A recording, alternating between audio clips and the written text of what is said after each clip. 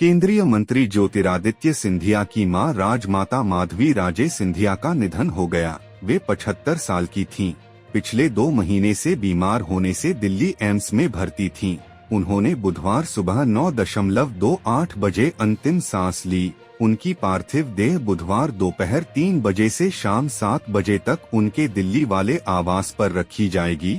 उनका अंतिम संस्कार ग्वालियर में गुरुवार सुबह 11 बजे किया जाएगा। माधवी राजे के निधन पर सीएम डॉक्टर मोहन यादव, पूर्व सीएम कमलनाथ समेत कई नेताओं ने दुख जताया। राजमाता माधवी राजे मूलतः नेपाल की रहने वाली थीं। वे नेपाल राजघराने से संबंध रखती थीं। उनके दादा जुद्ध शमशेर बहादुर नेपाल के प्रधानमंत्री थे। राणा वंश के मुखिया भी रहे थे। 1966 में माधवराव सिंधिया के साथ उनका विवाह हुआ था। ज्योतिरादित्य के कार्यालय ने ट्वीट कर दी जानकारी। बड़े दुख के साथ ये साझा करना चाहते हैं कि राजमाता साहब नहीं रहीं। केंद्रीय मंत्री ज्योतिरादित्य सिंधिया की माता व ग्वालियर राजघराने की राजमाता माधवी राजे सिंधिया जी का इलाज पिछले 2 महीनों से दिल्ली के एम्स अस्पताल में चल रहा था। पिछले 2 सप्ताह स्थिति बेहद क्रिटिकल थी। आज सुबह 9:28 बजे उन्होंने दिल्ली के एम्स अस्पताल में आखिरी सांस ली। शांति माधवराव सिंधिया और उनकी माता विजयाराजे सिंधिया के बीच कई सालों तक संबंध ठीक नहीं थे।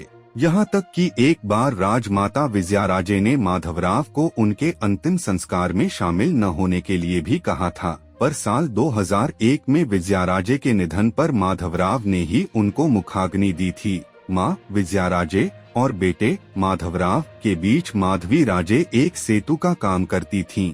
विजयाराजे सिंधिया बेटे माधवराव सिंधिया से चाहे जितनी भी नाराज हो, मतभेद हो, लेकिन बहू और सास के बीच कभी कोई मतभेद नहीं पनपा।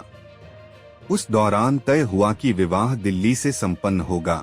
ऐसे में बारात ले जाने के लिए विशेष इंतजाम किए गए। ग्वालियर से दिल्ली के बीच विशेष ट्रेन चलाई गई, जिससे ग्वालियर के महाराज माधवराव सिंधिया अपनी बारात लेकर गए थे। 8 मई 1966 को परंपरागत रूप से शादी संपन्न हुई थी और किरण राजलक्ष्मी विवाह पश्चात सिंधिया घराने की बहू और सिंधिया राजवंश की रानी बनकर ग्वालियर आ गईं। राजकुमारी किरण राजलक्ष्मी देवी की शादी का प्रस्ताव सिंधिया राजघराने में आया। उस वक्त तक तस्वीरों का चलन शुरू हो चुका था। ऐसे में नेपाल की इस राजकुमारी की तस्वीर उस वक्त ग्वालियर के महाराज रहे माधवराव सिंधिया को दिखाई गई। तस्वीर देखते ही माधवराव को किरण पसंद आ गई। बताया जाता है, तस्वीर देखने के बाद माधवराव ने सामने से उन्हें देखने की इच्छा जाहिर की। वह संभव न हो सका, लेकिन यह रिश्ता पक्का हो गया। सिंधिया राज परिवार की बहू बनने से पहले भी माधवी राजे सिंधिया रॉयल फैमिली से आती थीं। उनके दादा नेपाल के प्रधानमंत्री और राणा राजवंश के प्रमुख जुद्ध शमशेर जंग बहादुर राणा थे। वे कास्की और लमजुम के महाराजा और गोरखा के सरदार रामकृष्ण कुंवर के पैतृक वंशज थे। ऐसे में वे इस नेपाली राजघराने की राजकुमारी थीं। शादी से पहले उनका नाम किरण राजलक्ष्मी देवी था।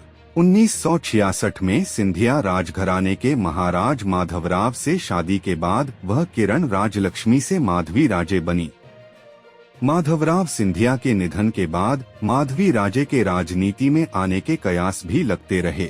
माना जा रहा था कि वह साल 2004 के आम लोकसभा चुनाव में ग्वालियर लोकसभा से चुनाव लड़ सकती हैं। माना जा रहा था कि गुना से ज्योतिरादित्य सिंधिया और ग्वालियर से माधवी राजे मैदान में होंगी, क्योंकि उस समय माधवराव के आकस्मिक निधन से लोग भावुक थे।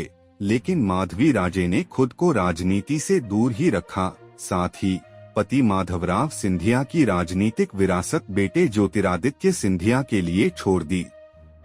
शादी से पहले राजमाता माधवी राजे का नाम प्रिंसेस किरण राजलक्ष्मी देवी था। ग्वालियर के सिंधिया राजघराने के माधवराव सिंधिया से 1966 में उनकी शादी हुई। शादी दिल्ली में शानो शौकत के साथ हुई थी। इस शाही शादी में देश विदेश से मेहमान शामिल हुए थे। शादी के बाद मराठी परंपरा के अनुसार नेपाल की राजकुमारी का नाम बदला गया। इसके बाद वह किरण राजलक्ष्मी से माधवी राजे कहलाने लगी। माधवी और माधवराव का रिश्ता ग्वालियर राजघराने की राजमाता विजयाराजे सिंधिया ने तय किया था। मार्च 2020 में जब सिंधिया राजघराने के मुखिया ज्योतिरादित्य सिंधिया ने कांग्रेस छोड़कर भाजपा में जाने का निर्णय लिया था, तो उस समय पूरा परिवार उनके साथ था। बेटा और पत्नी तो उनके फैसले में साथ थे ही, पर सबसे ज्यादा सपोर्ट उनकी मां माधवी राजे सिंधिया ने किया था।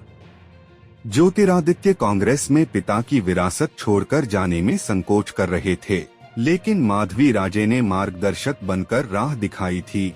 इसके बाद ही ज्योतिरादित्य ने इतना बड़ा फैसला लेकर अपनी दादी विजयाराजे सिंधिया की तरह बड़ा कदम उठाया था।